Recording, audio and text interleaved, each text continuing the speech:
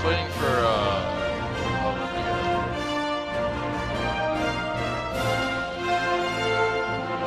we're just waiting for Moto.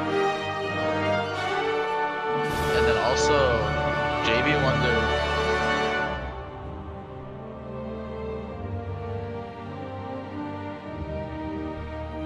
Oh, okay. Okay. No, you're fine.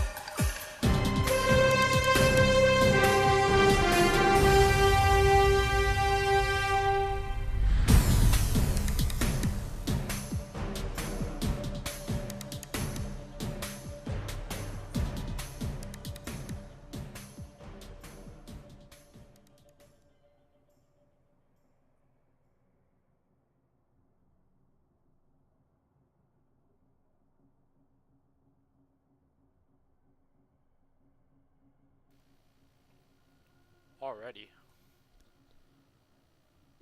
So it is Sunday, January 27th, 4:30 p.m. My name is Elvin, also known as Epoxy, and today we are going to be casting Illinois Tech's game for Overwatch Scarlet Hawks A team, as they are going into their second week in the Overwatch Collegiate Championship. And today, their first opponent will be against the Texas State University, TXST Gold. So we're still waiting in the lobby for everyone to join up today, but going to be pretty exciting to see how Illinois Tech does. So their Week 1 performance in the National League got them 2 wins. So currently 2-0. So hoping to continue to see that streak. There is another league that they participate in for the regional league. So that'll be happening later on in the evening. So for today's match, there have been 3 maps pre-selected from Tespa. So what happens for those of you that are new? Tespa is the organizer for this tournament, and they release the maps that these schools must play on each week. So for map 1, we're going to be going to Hollywood. Map 2, Ilios, and map 3 will be Rialto. Not all 3 maps have to be played, of course. If the team does beat them in a best of 3, so 2-0, then they won't have to play the 3rd map. But yeah, I think from Illinois Tech's performance from last week, we saw that I think that the teams had taken it 2-0 both times. Asim, sorry, I was actually muted, so I couldn't hear you. My fault. Okay. But It's yeah, for fine. those of you that are watching, so with me co-casting today is Asim, also known as Zin. Is that how we say it? Yes. Okay, awesome. Yes, it is in. So do you go ahead and is are you able to see the stream, hear me talking yet, or no? I can hear you talking. I had the stream open, but it's kind of muted right now because I don't want that like mixing in with the in-game stuff. Yeah. So So it's a little what I have right now set up for the scene and is like all of the in-game sound is like under my desktop sounds, but I'm mhm. thinking I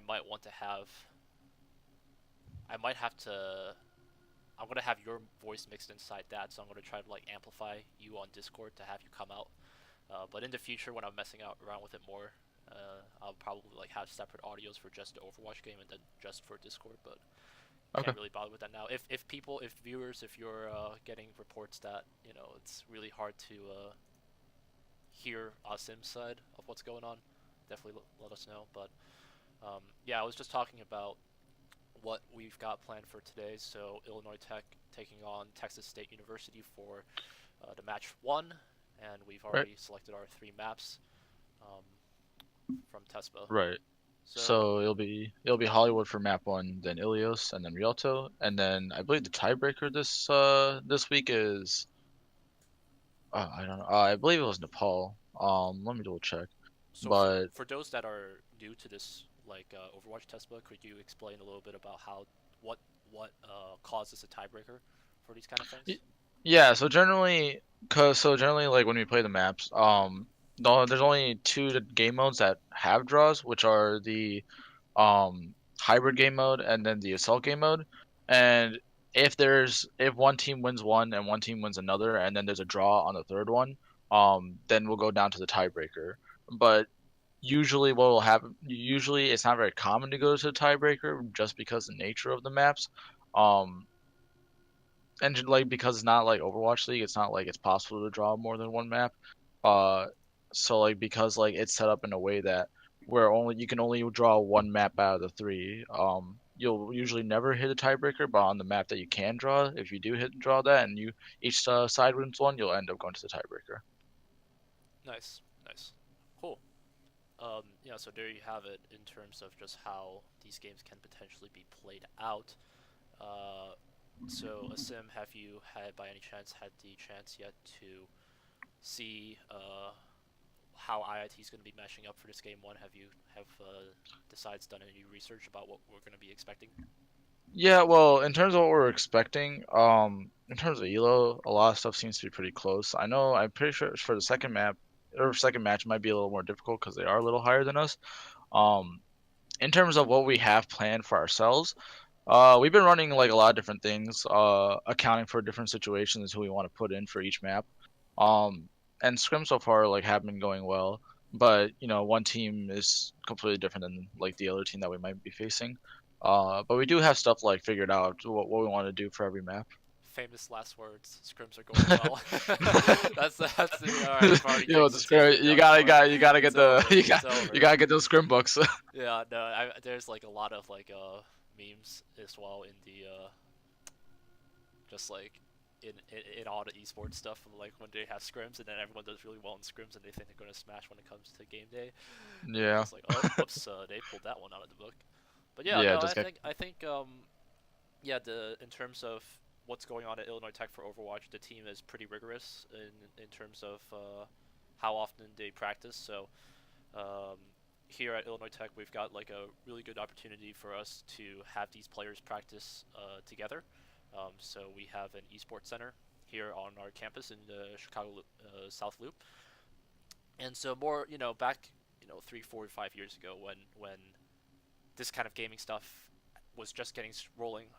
Everyone was just playing from their dorm room, playing separately, maybe at their parents' home, and that's all nice and all, but especially with how esports is continuing to shift and grow towards like more official stadiums and all of this branding and franchising that's going on, these and a lot schools. about the personal connections too. Right, and getting to make sure that you know your teammates beyond just a keyboard kind of sense. It's definitely important to like have Right. that kind of infrastructure laid out, and colleges are starting to kind of emulate that too. So I think at our center we've got 14 setups. I think about half of the team is right there right now practicing. Um, Yeah. it would be I so want to cool. say 4 people right now. Yeah. Yeah, 4 people. So 4 out of like the 6 or 7 that are here with us today. In terms of yeah, just like practice, I think these guys practice maybe 2 to 3 times a week together as a team. Um, right, for like three Yeah. four hours. So right. So we have two scrim blocks. One on Fridays, one on Saturdays, and then we have a VOD review session on Wednesdays. Nice. So the VOD review, isn't just a VOD review. It's also discussing too, just like outside. So it's pretty nice. And they're pretty involved outside of practices too. Like they're always like trying to formulate ideas or like try to ask us questions or playing together and try to figure out stuff between themselves. So, other than practice, they're pretty involved outside of that too. Yeah, it's definitely good to see that these guys are being proactive, just not in terms of their gameplay, but like receiving feedback like through these VOD reviews is definitely like equally important.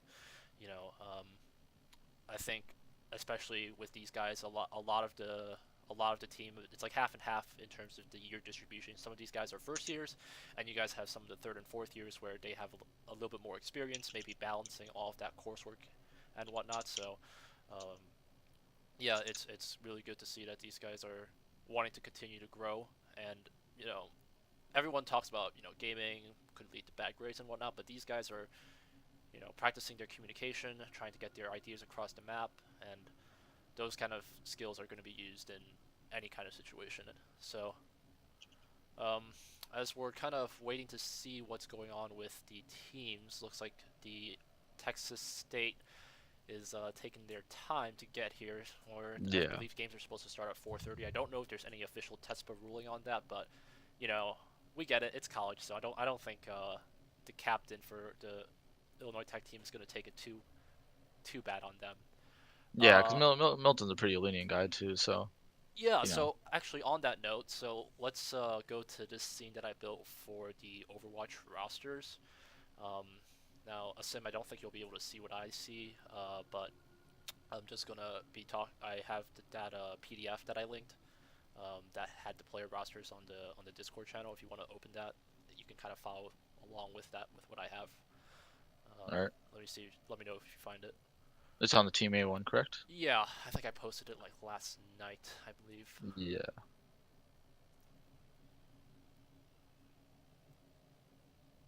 Yeah. So the roster slides. Okay. Yeah. So getting started first with the Overwatch roster. So this year there are 9 players that make up the A team. So we have Matthew Gombar, also known as the Gumbies, as one of the tanks. Now, in terms of like tank definition in Overwatch, do you guys make a distinction between off tank, main tank, and all of those kind of terminology? Yeah, so we do generally have off tank and off tank and main tank players decided.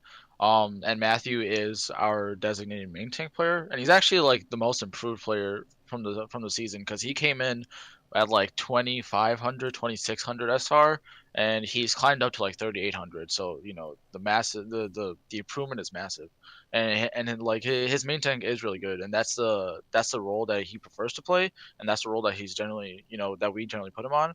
Um, Nice. so yeah, and then for off tanks, for the other two off tanks, the other two tank players are off tanks, but one of them does swap in between just in case like Matthew isn't available, or just like the map decides that we want to run him instead. So yeah.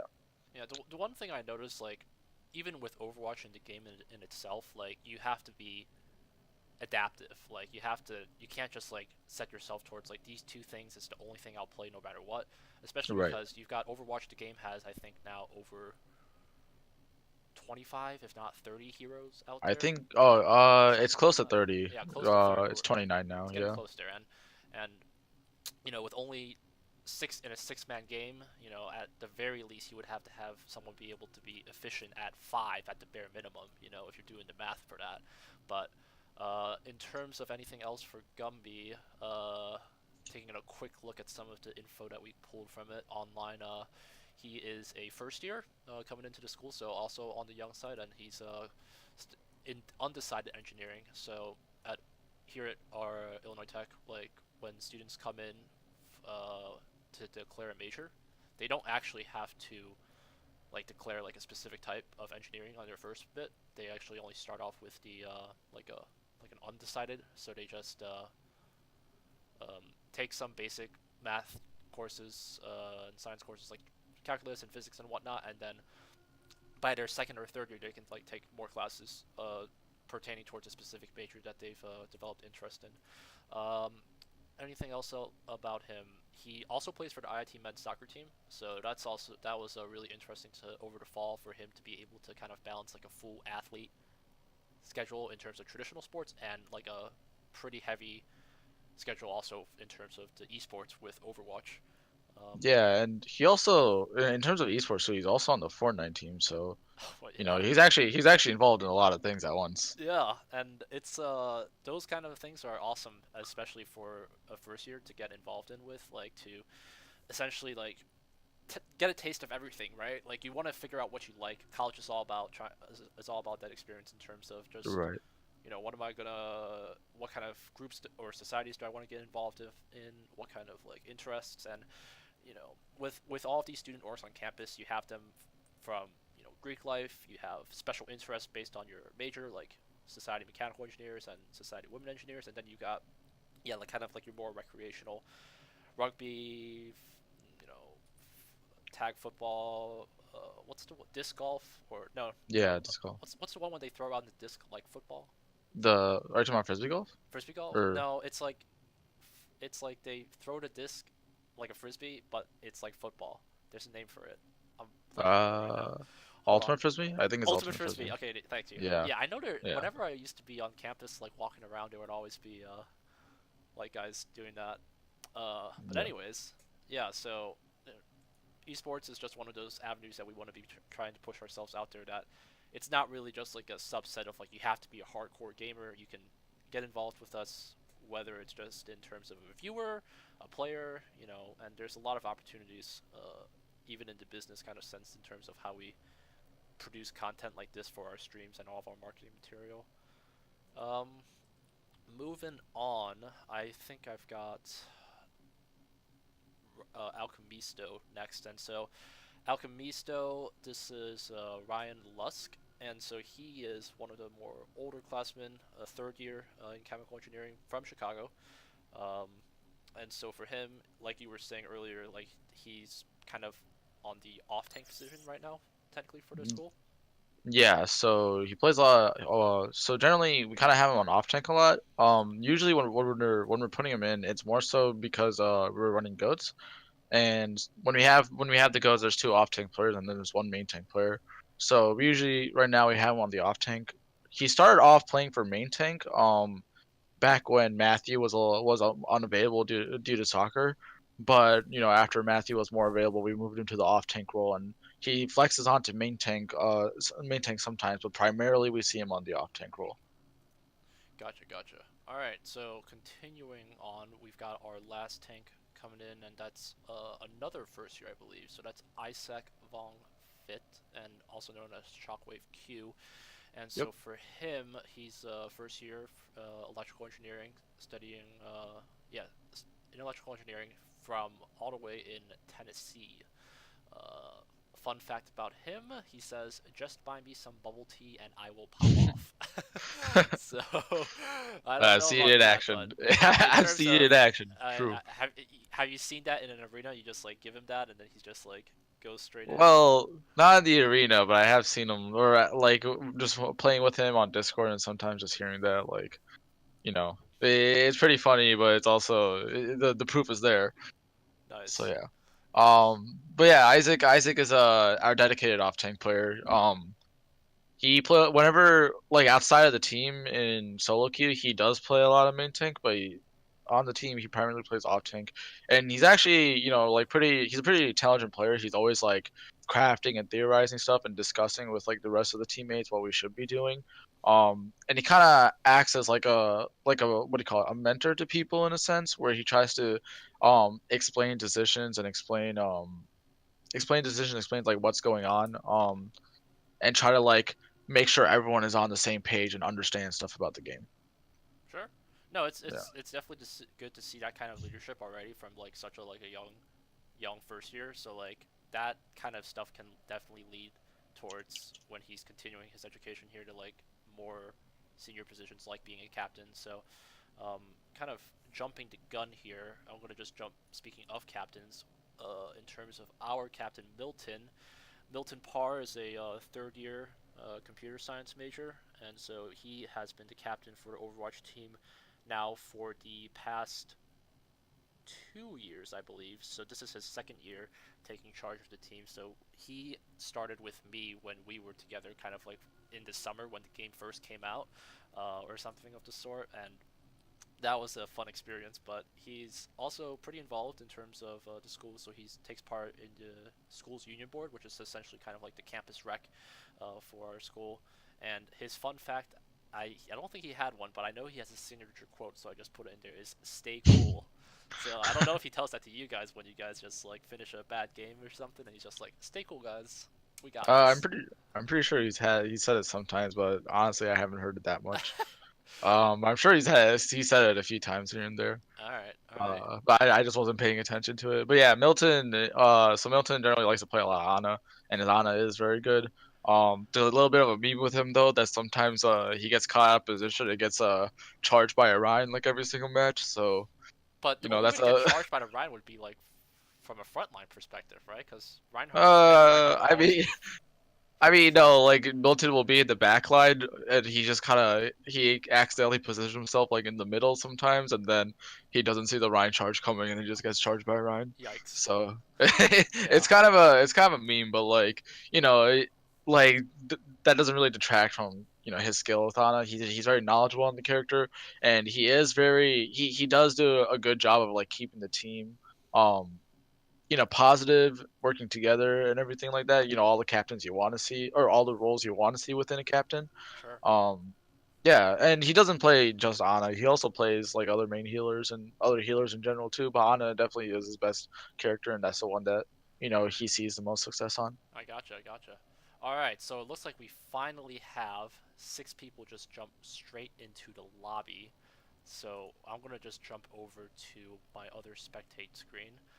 Let's see, figure out what they've Wait, got sorry. planned out in a bit.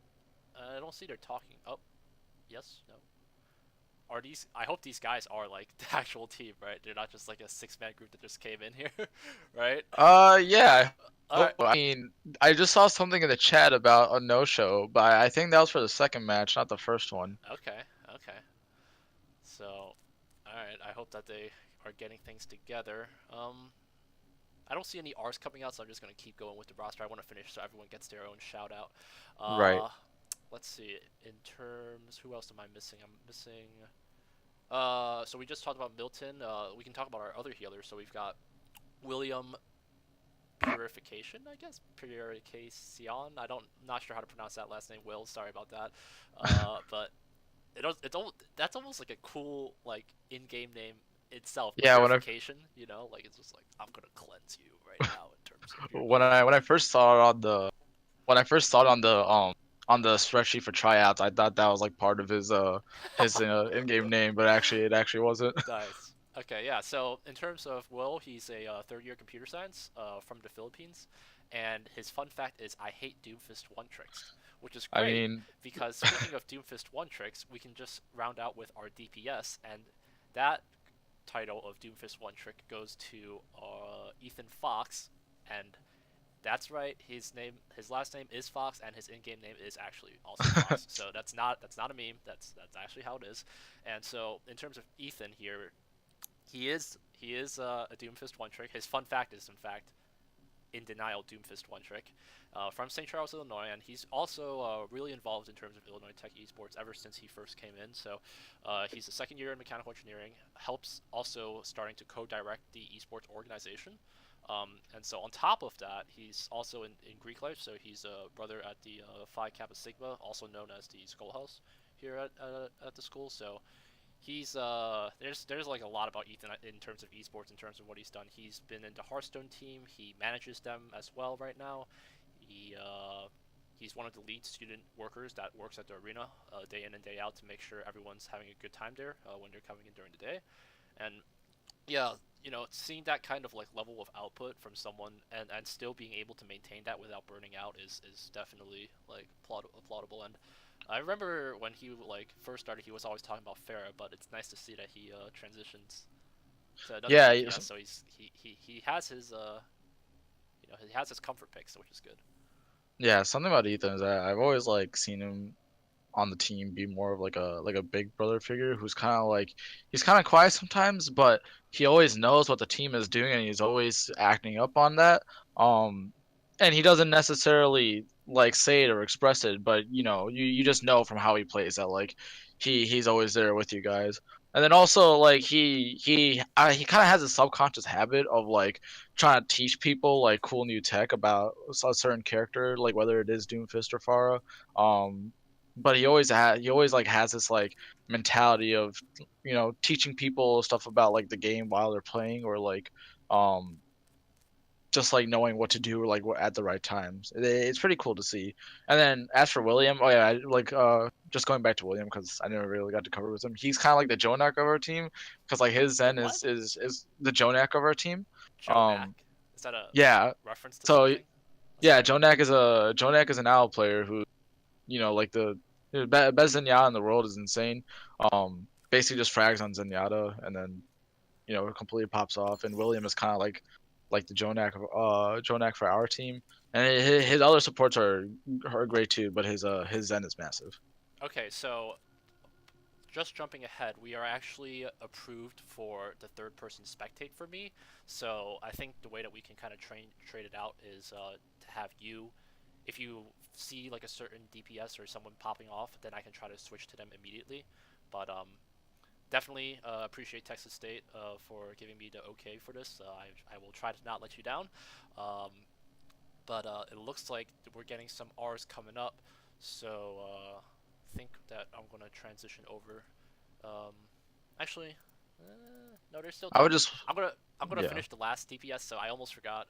We're missing what I haven't mentioned two more people. So we've got Bladed Banana, and so Kevin Corey, second year architecture. Don't have too many stats about him. All I have is Genji main, but I'll definitely follow up with him next week to fill out his profile. And then the last addition, we have a newest addition to the roster. We have Sean Finnegan, also known as McFly or Love. He has, I think, like a couple of accounts, but for him, he is a electrical engineering third year, all the way from Berwyn, Illinois. And in terms of fun facts, I think I was able to pull one. It was the he started Overwatch on console first. So he he when he started on that, he says that Overwatch is actually the first FPS that he played on a PC. So it's kind of cool to see those kind of transitions happen. So yeah.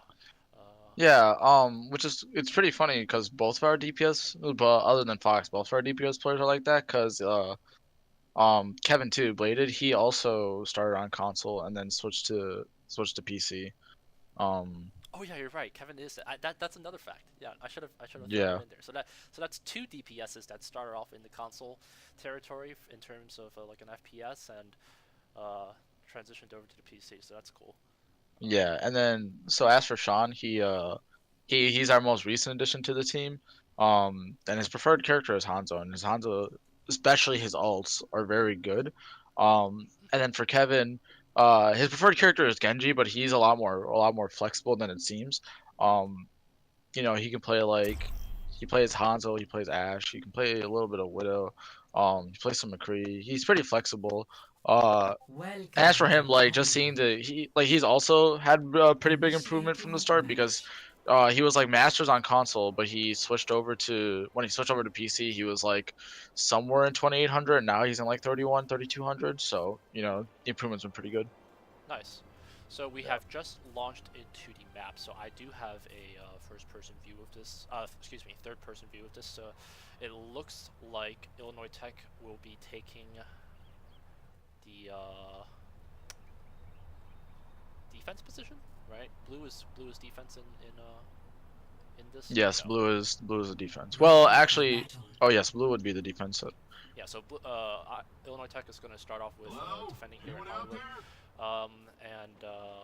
In terms of what we've seen come out the gates, we've got pretty standard composition. So we have Guppy on Reinhardt, and when I was watching the games for the first week when IoT was on the ball, I think I saw the Reinhardt get 100% ult charge within like before the control point even opened up. So Guppy definitely knowing how to manage all of his abilities in sync with each other, getting that fire strike to hit multiple characters because yeah, it's going to be an exciting game. So as we're getting started here, we're going to be seeing from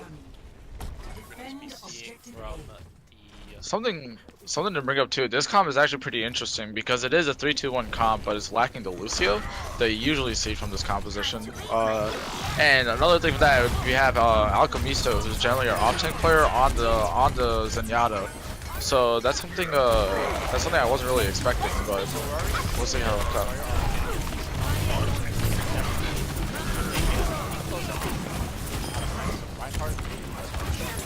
Already have that already did that first hit. I think they start off with 4 minutes. Yes. Game, Reinhardt already having that charge already, so he's already got that shatter lined up for him. Looks like he's coming in for the flank, so getting that play out. Texas not landing it on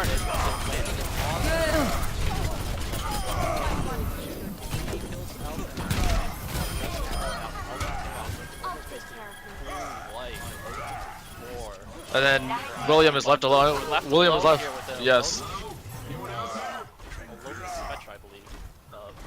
I think it's good to point out. It's good to point out too that what do you call it? The reason that Matthew got the huge ult charge was because William started off with a huge anti, and then he followed up too after that shatter. So he has a pretty good backline supporting him in Nord. He's already too close to 50% for Nord. So. I think she's been trying to set them up on the second level, but the Texans definitely, they're inside the house now trying to set the turret. 3-4 members inside, so trying to inside. What's your recommendation? So generally, I would just recommend having them give up some space so that they're forced on point, especially with a competition like this where they're running the Brigade and they're running the triple support. You kind of want to be brawling, so you want to give them a little bit of space and then make them take the fight to you rather than you taking the fight to them, because you really don't have the movement to follow up with them. So you know, because of that, you want to put them in your element, not have it the other way. Nice. And so with this, Texas definitely trying for Ready for approach there with the symmetric teleporter, but it looks like IIT was able to at least keep their tanks healthy and not waste too much economy. We have the Zenyatta. What's this? The Transcendence. Thank you. Yes. Now, we already have the from Guppy. It's already being ready. I think they're trying to do really just like I definitely have respect for the tank. Огонь по готовности! Started off but combined with the console that's 4 or 5 kills that just Diva being left out. I believe This is also something to. This is also an issue on the enemy team's end, on Texas end, where they don't actually have anything for the Graviton, and because the Zarya is just going to be building these up, they're just going to die every single time because they don't really have a way to survive it other than either them being teleported out or the Diva just eating them. Yeah, so we're approaching 30 seconds left, and Reinhardt again with the same strategy. And Texas is not really they're already getting 2 numbers out.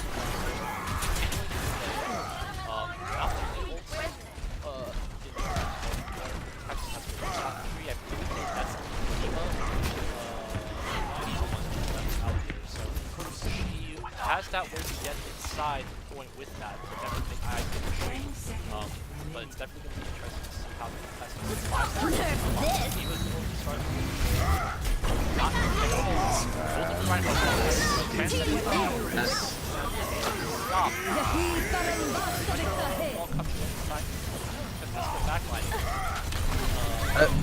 The win condition here is really the enemy Reinhardt land the Shatter. So right now, if the Shatter does land, Alchemist does have to stay safe in order so that he could transcend.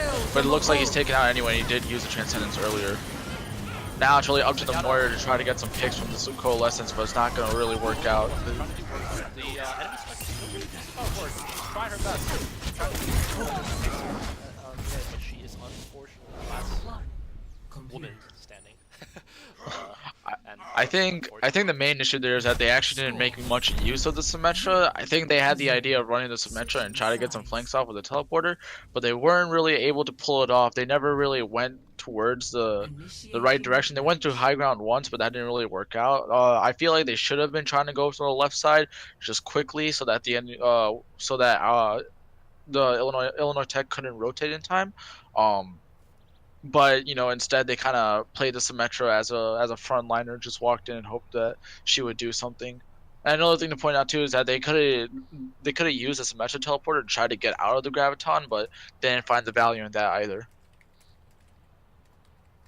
Definitely, I'm with you kind of there. Like I have seen the Symmetras, like the teleporter, definitely being able to like create a lot of chaos within team fights if they're used properly. Like they don't spot it out, but I think they were just trying to initiate with that, so like the IIT just gets full like knowledge of what's happening through these points. Like yeah, I definitely like the I don't know what you call that, but like essentially like that little hotel inside that house that they come in through, that's like second approach. But in terms of MVP or I guess just the most significant plays, again Gumby doing both of their just the tanks for IIT just really able to use their ults to like really good, just like able to place it really well. So like Gumby had his with 2 Earth Shatters right on top of an unsuspecting team on the stairs, inside the that bar area that Zarya prefers constantly. So because Texas has not been able to capture any things from point A, IIT's winning condition is only as they're already May, yeah. already taking out 2 The May messing up the wall really does mess it up for them. Because of that, they're not really. Yep. Out and already letting IIT getting the capture for the team kill, and that will do it for Scarlet Hawks. And Yeah, I think they try to run this main, try to zone out or split apart the team, but really they just walled off the whole team at once, and our team was just able to walk around it. So them messing up the wall really did mess things up because they didn't really have any fault, like they didn't really have anything to stop IIT in their tracks after that, and then they were just left sitting while all of IIT just pushed into them with the yeah, Lucio speed sitting boost. ducks, like it's just um, playing with Mei, like it's one of those like hybrid. I always play her like in a hybrid kind of style, and I don't know if it's correct or not, but it's just like you don't really. Her job's not necessarily to deal damage; it's all about just like crowd control, right? So like the goal is to like let some of the tanks go through and then wall off so to prevent the DPS going through. Like it's pretty good in Hollywood where they have like that entry point first to like get in. So if they can cut someone off with the wall, they can definitely close in. But yeah, it's just I think the positioning just didn't really allow them to Yeah, and make progress. it's also important to point out that May isn't a very good pick in itself for map for point one of Hollywood, Sure. just because there is so many ways that the wall could be botched like that. Because even if you do wall off the main choke with the car in the middle, then the wall is only gonna work. It's gonna go on top of the car, so you can just go around the wall from one side or the other. Um, and then there's so many like because the path forks in two ways, it's so easy to avoid just the wall in so many ways on that first point. So I'm not really sure what they were thinking with that May. Like in concept and in execution, it doesn't seem like the best idea for that map, so I'm not really sure why they were going with that. Okay, so I'm yeah, definitely with you there. I actually forgot to change in the stream, so I have these symbols on the stream to show when like the team's attacking or defending, but I forgot to change it for the first uh round. But no one from chat called me out, so we'll just let that one slide since we're rocking it with 4 or 5 viewers, so loyal IIT fans there, ready to cheer on. I'm getting. It looks like there's it seems that they're saying, can we actually prepare for the next matches with the second game set? So is that essentially like we give up, just let us practice other games? I actually think I'm unaware. I actually think something showed up in chat where they actually won the first match by forfeit, but they're still playing it because with like people outside the team as a scrim. So, I guess it works out because um it works out just in general because we have something to cast. But we don't actually have an official match going on. Okay, so this is not edit. So technically, Texas has already forfeited, is what you're saying, Yeah, because they so came let in me late. right, like, well, not because they came in late, but because they didn't have any people. I'm guessing that they have ringers. Let me just double check the A chat. So, Yeah, I'd like okay, to make sure that I know that like this is an official game or not. Like I don't mind casting. I just want to make sure that like people know what's going on with IIT. so in the chat, Alchemista says no show for both national matches, which is the first two matches. So I'm guessing that this is just like a scrim.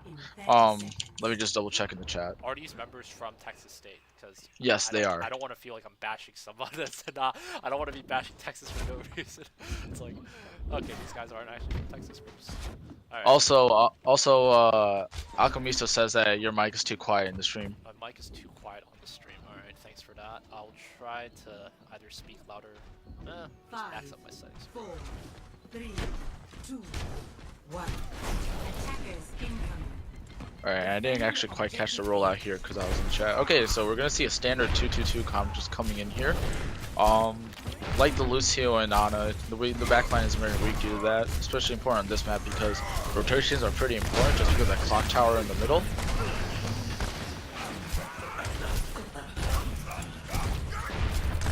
Right now we're just gonna be having a lot of Pokemon going around. Oh, Kevin gets the 2K. Kevin gets the 2K with the Ash. Nice move. Sorry. Oh, going for a 1v1 in terms of the tanks, and both of them just falling out. I can Walk it off. Alright, since IIT's actually defending, I'm gonna actually practice changing the symbols. Alright, there we go. IIT with the shield. Good bubble discipline from Isaac there. He saw the fire strike coming, but he didn't bubble it because he knew he had to save it for later just in case they did push it on him alone. Yeah, the fire strike only gives 20 energy, so it's less like follows up. Keeping an eye on the fire strike, he's gonna very close to being able to, but Texas two sides from the approach. They're kind of frontline. Hanzo trying to see getting some help into Ana. It's also good. It's also good to know that Milton actually landed to sleep on the Rhine, just keeping out the main tank from the fight for so long for the rest of IT to follow up on that. Nice. So yeah, it's Texas trying to go for like a different, trying to approach with different things, very fluid, and not to mention that the Lucio is able to help with like the movement and fly, right? So, Yeah. I think Texas's main issue here is that they're trying to run this Reaper in the front line too much, but they should be trying to get him on the flank. so He's kind of making his presence known the second that the rollout starts. So right now he's just with both of the tanks. Zarya, pretty healthy. He's got about 90 energy, but it's probably just still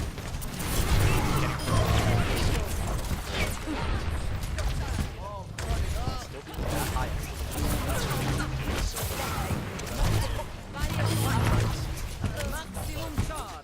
It's just continuing. Batter Texas. We're not really seeing any comp changes either, so they got four ultimates, so yeah, definitely trying to see what they can do with it first, but only got about a minute left in terms of here in Nightfall, so we're gonna have to see what they can do with that. Grab capture a couple members, but combined with the Hanzo knocks out the third member, so again, really good setup from I. How they have to again, she's seen it before. When the Hanzo and Zarya together is definitely I think a pattern that I'm seeing from Texas here is that they actually don't really have much to account for Zarya grabs, because you know, even if the Zarya has grabs, there's a lot you can do other than just beating and trancing, which is just like playing a part and stuff like that. But not keeping that in mind, they're kind of just going in, even though they may or may not know that Zarya has ult. They're not the properly ult tracking, but you know, it's been here on the second level trying to see if you can flank. But is deflected by the Rhine. However, how with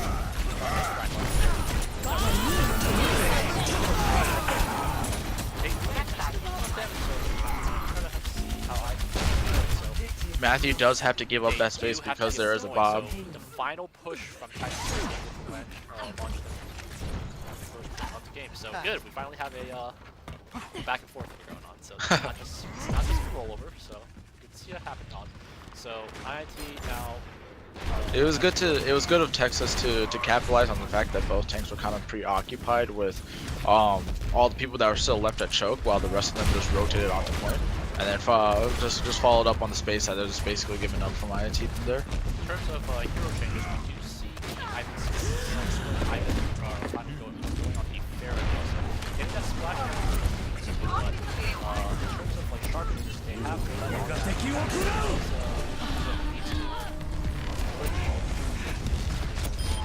yeah, not too much damage. I'm just looking for her and I can still do it. On the one-on-one with Ashe, she is able to finally get. Yes, I was gonna say that it's gonna be really important here for Bladed Banana to secure the high ground and make sure that he's denying the power of the space, especially on this map where there's so much high ground to be used, especially on the second point, where if they're not using it all and there's the power, then the team not properly utilizing it is just going to lose automatically. Now he does get that far down to 1. He isn't able to get a second shot, but Matthew does follow up properly. Yep, Matthew able to follow up with the fire charge. Ashe's ult for IIT is killed, so both of the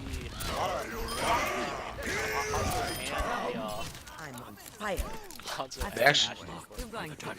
They actually do have about 2 more ults coming in here. The Hanzo could build an ult pretty fast too. I don't think they'll be saving the grab for the dragon just so that they could end this fight quickly. But because it is also last fight, if the Hanzo is able to build it up fast, then we might be seeing a grab dragon coming up here. Auto grenade able to find 4 members, so Nobu's coming out for that. That was just Nano with Bob, but he's off the start, but does beginning to get his damage. Man, we need a 7 round Bob. Now they have a Bob here.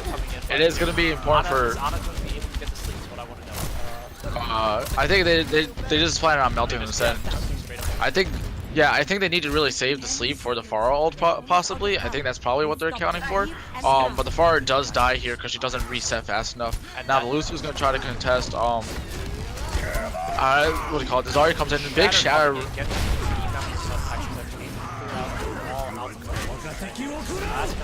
Ash trying to do what she can, walk straight into the console. Pharah coming in next, trying to see the launch. Oh, the Pharah tries to ult, but Love just shuts it down right away. Yeah, gets the snipper.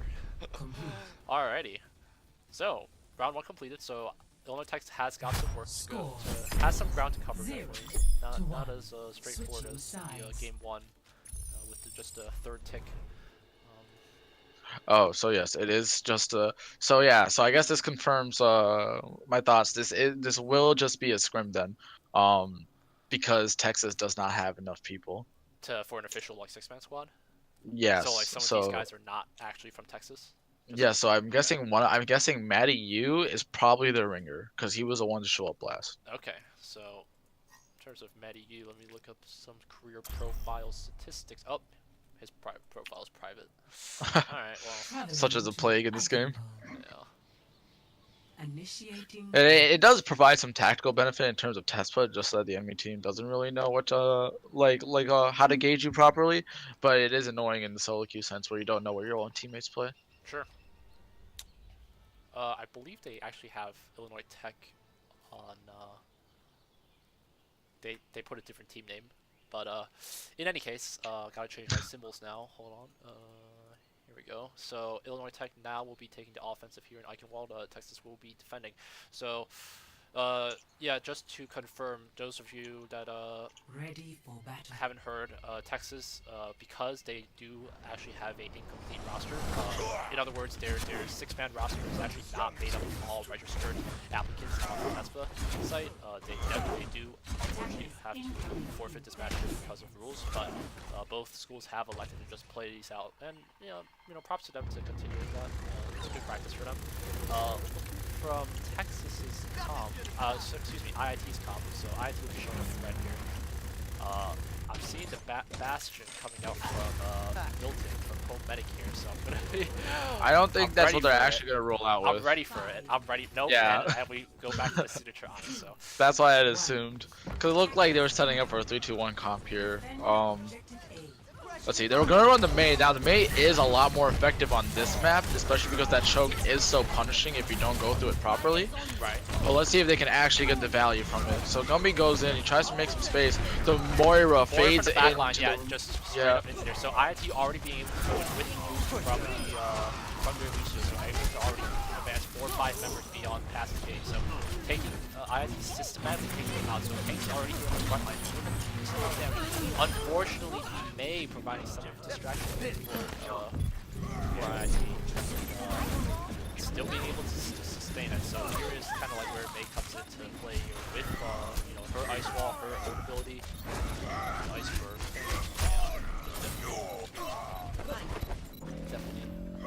Okay, so I am getting some information from Malcolm Easter here. He's actually not sure whether or not someone on their team is not from the original roster, but the issue was that they didn't make it in time according to Tespa rules, so they had to forfeit the match. Oh, so IIT held them to that to make sure that they had the same time. Actually, the enemy captain was the one that just said that they would forfeit. Okay, so props to Texas to keeping its word like stretching the time, but yeah, you know. These kind of things just happen in Collegiate like all the time, just like in terms of like people coming. Yeah. Some schools are like really big casters on like. Big shout from knocked out from Milton here. So as they're approaching the point,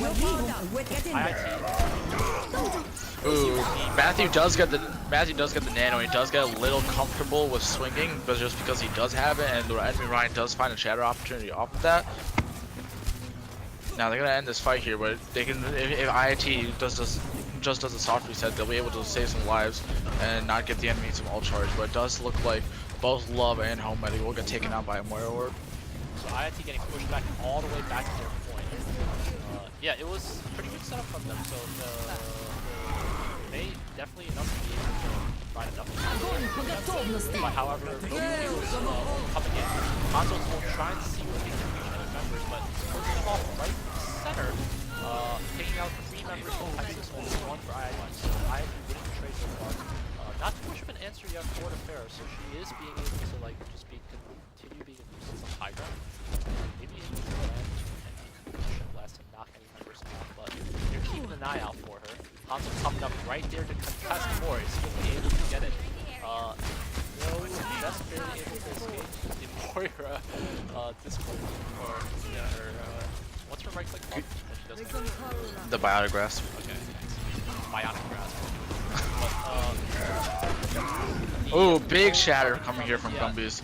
The only one that doesn't get shattered is the Zarya, but she does get booped off by the Lucio anyway. Yep, got it. So, yeah, in a normal, like what? So in this case, IIT is playing the map all the way throughout, and like you said, it cuts the unofficial match. But if it was an official Tespa match, IIT would already be advanced past the point of Texas's first approach. Now that IIT does get a little too aggressive there, and Bladed Banana doesn't stay aware of his positioning, and he doesn't really keep track of the Ryan cooldown. Does get charged right away.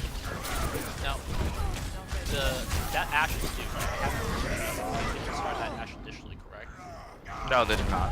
I believe it used to be the May. Yeah. Oh no. Another charge there coming from Oh. Farrah trying to see what she can get in there. IIT knows where she's at and does get snipped out from the Hanzo. So the last main approach, trying to see what she can do. She's pretty close to the ult, so I'm going to take the camera off her. Trying to see what she can take out right on top of her. She has the ult, but is taken out before it can go off. So really nice play there. And that's one of the most frustrating things. But Farrah, gets good slapped. sleep by Helmet. Yeah. Good stuff from IT. So preventing like that's 2 ults that could have done like a decent amount of harass / damage on them. Dang, impressive play there from in the last stretch there. So sleep on a sleep dart, taking out the Farrah instantly, and the Mei getting sniped out by the Hanzo too before she can get hers rolling. Pubin in chats does say lower the game volume and the voice volume. Hold on, my Discord is lower. Okay, so he says lower the game volume and up your volume, Elvin. I'm actually not sure how long ago that was, whether or not that was after Ryan. Yeah, I guess someone in chat just let me know. Let us know. I've changed it up a bit, but this I don't want to mess up something and risk the Discord crashing. So if after this stream I can fix it up. But definitely thanks for that. Yeah, I'll try to fix that up later. So technically, I guess even with this unofficial map, IIT takes it 2-0 in terms of Texas. So this kind of concludes the official roundup for IIT's first match in the National League. So I think officially on Tespa it's going to be going in as a forfeit. But yes, for I think they might still play the third map just because they do have some downtime. Sure. You know, also it is good to know that the second team has also forfeited due to not having enough people. Oh, so maybe this will just be one long scrim until either Texas has to go to their second match or we just go to the third match. But as for the regionals, both of the regionals matches have already been taken care of due to forfeits. So now, sorry, not regionals, nationals. So now all we have to do is wait for the regionals match to take place. Nice. All right, sounds good. Yeah, let me see what I can do about the mic. There's like something on Realtek I can fix up on it. I'm gonna give that a shot.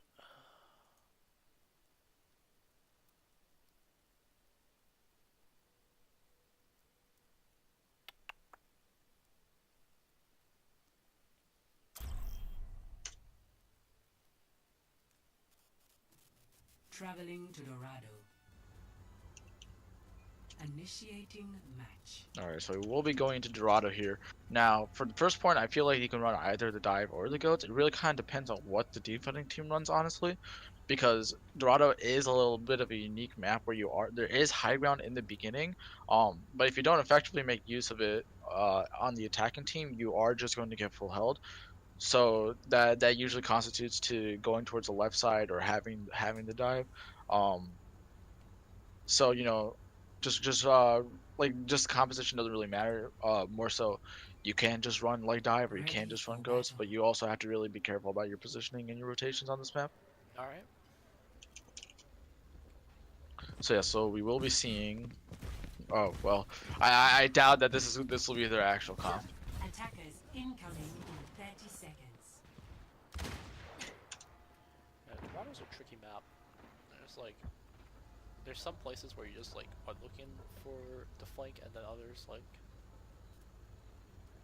there's so much high ground on here that it's like hard to keep track. Yeah.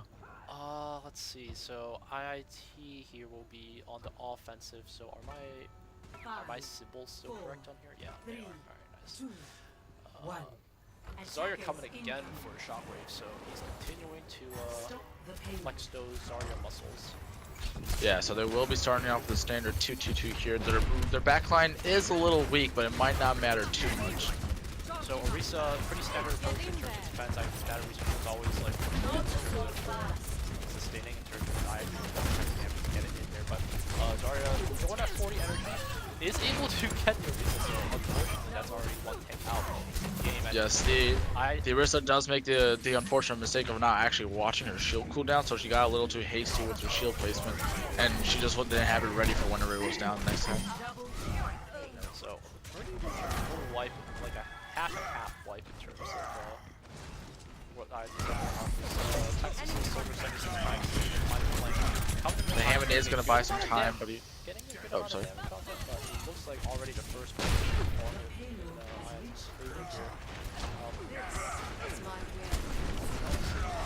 just like what Texas has gotten to answer this, and I'm not really seeing it's like a lot of staggering.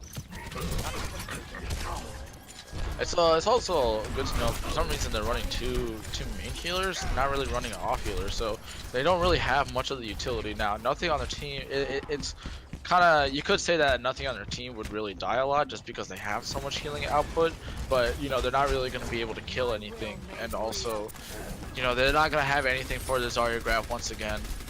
Roadhog, Another common. Roadhog Sorry. hold on, here comes the Genji. Here we go.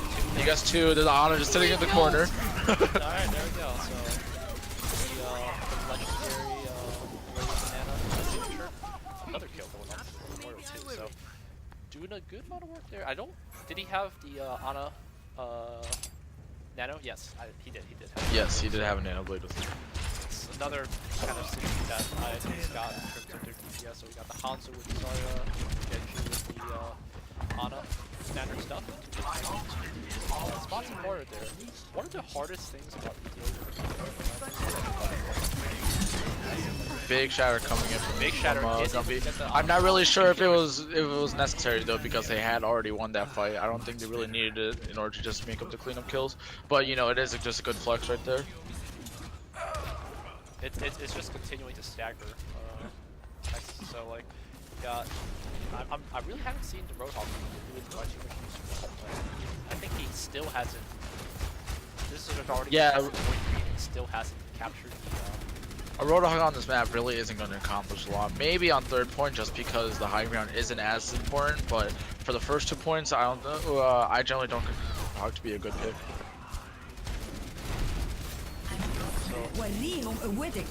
Texas's last stand. Roadhog's ult is about to come out We have a grab dragon coming up in here. The soldier does ult, but he's not going to be able to find any value because he doesn't want to push into the whole enemy team alone. What a steamroll. And play the game. Yeah, right there, that last point with the Hanzo 4 man. So both of the synergies coming up. So we saw the Ana, Genji, and the Zarya, Hanzo. Really good stuff. Yeah. You know, and Reinhardt's ult, like, it pairs with anybody. Like, it's a still target. Like, play McCree or something. I don't know. Yeah, that's the thing about tank ults in general. Because for the Zarya ult, yes, you could combo something into it. You don't have to, but the Zarya ult works very well when you do combo something into it. Reinhardt, on the other hand, is a little different just because his shatter does just make it very easy for anyone on the team to follow up.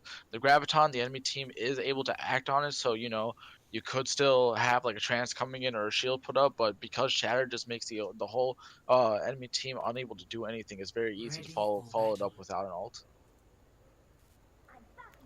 Definitely.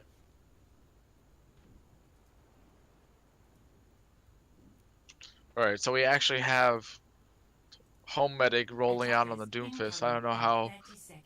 much of that will actually happen, but oh no, he is going back to spawn. He does go back to the Ana.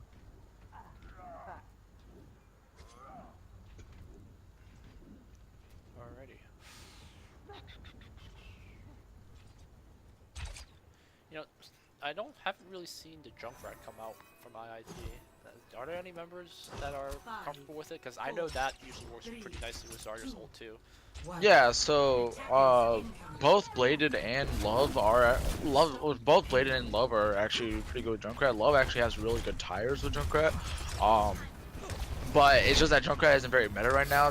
Sure, he's good on maps like Junkertown, but maps that are more open and utilize a lot of high ground don't see a lot of Junkrat usage.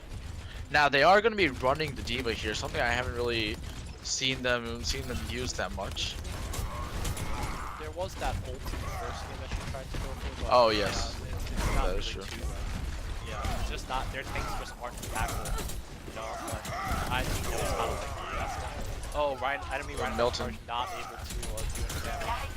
Home Medic does land asleep on the Lucio, and our Zenyatta does finish it up very cleanly. Nice. Good Now they are gonna push up on that because they do have the staggers and they can. They're just gonna establish some space here. Yeah, look at the spacing. So you've got IIT. Look at the position. So you got both of their healers taking up the high ground here, and they don't really have anyone that can go in there, right? So they've got the Widow and they've got the Ana, but the Widow's all the way back up in the spawn trying to see who can get in. Ben, Hanzo's going to come and bring into vibe between both teams. So the tanks isolated and their damage isolated as well, but as they're kind of pushed back to the spawn, IIT's still maintaining a good hold on them.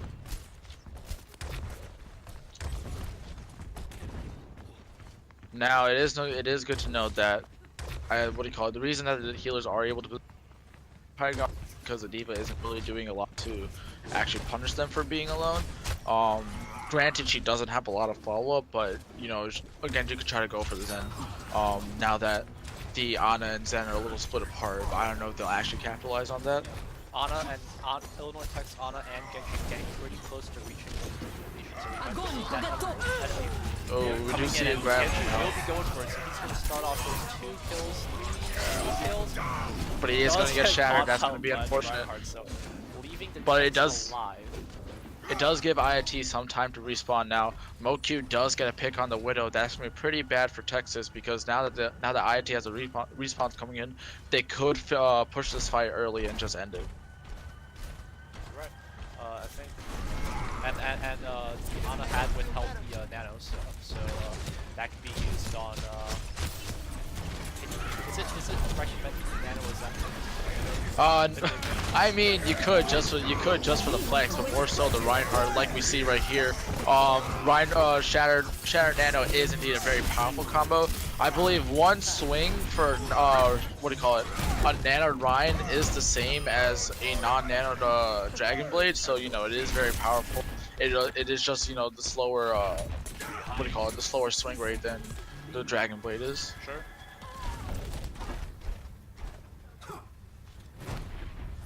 So good for that the nano. They can kind of use that nano for more than just one character. So getting close to is another Earthshatter coming up. So it's especially good on this point here as well. So like if they're able to break down that Reinhardt shield early, so it's going to be Reinhardt shield for the foul. Getting close, but big. He uses the payload as cover so the enemy team wouldn't see the shatter coming. He does get the Reinhardt. He does get 2 more. He's not able to follow up on the 2. All that really matters is him getting the Reinhardt there. Love's Dragon does get eaten by the D.Va, but it might not matter too much because this fight might basically already be over. Now right, Lucio so is down. Ana is down. Zarya is super high energy. She's going to be getting another grab. Ready. Getting cold.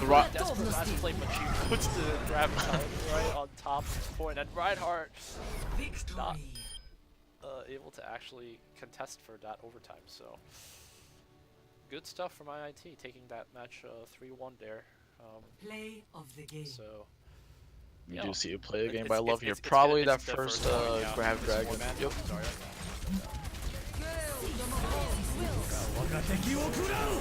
Not even looking.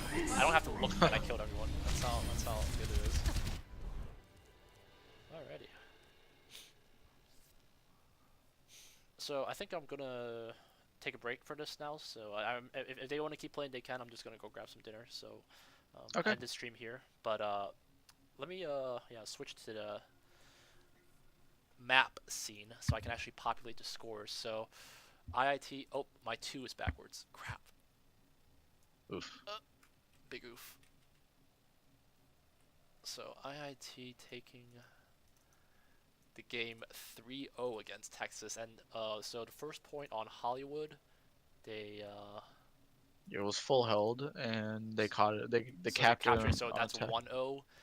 Yeah. The Ilios was. Oh wait, they didn't play Ilios, right? No, they played Eichenwald. Eichenwald, yeah. So that doesn't count, but I'm just not gonna put a score for that. And then they Rialto, they also didn't play, so I don't. They play, yeah. So they played the Dorado instead. Yeah. It was just So they just 3-0 did week on 2 maps, Dorado. but yeah. So the set score I think for this game in IIT's favor was they captured all points, right? So that would be 3-0, right? Yeah. Yes. And then for why are all my things backwards? Crap.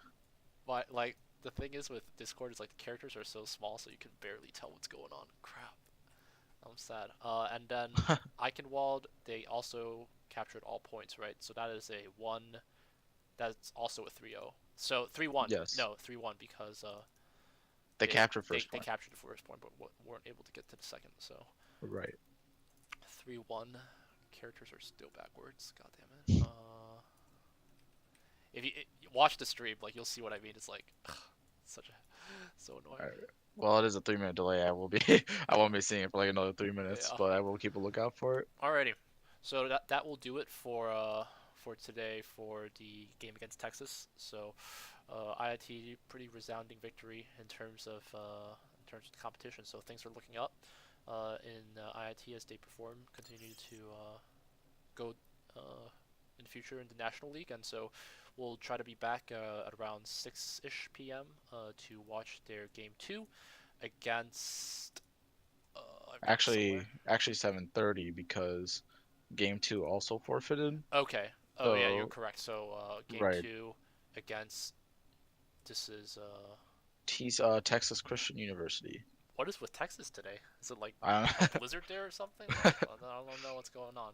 All right, so And then Texas. the last match is gonna be for regionals, and it is someone actually close by. It's gonna be DePaul. Okay, so DePaul Esports. Man, that's going to Yes. be a big rivalry. Our League of Legends Yeah. teams have a lot of words to say to each other.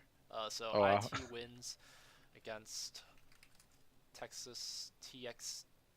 Oh shoot, what's their acronym? TXST. Yes, Texas State 3-0. University. Okay, for match 1. Match 2, so they're just not even going to be here, right? Is that what I'm assuming? So they don't have enough players. There's no Yeah, scrim. I haven't heard anything whether or not they're just gonna be scrimming it, but I've already been told that they've forfeited. TCU has forfeited, so IIT will take the victory.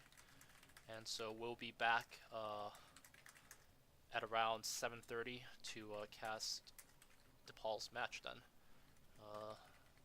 Now I'm not sure if DePaul's going to be as nice as Texas here with the third-person spectate. I hope they are.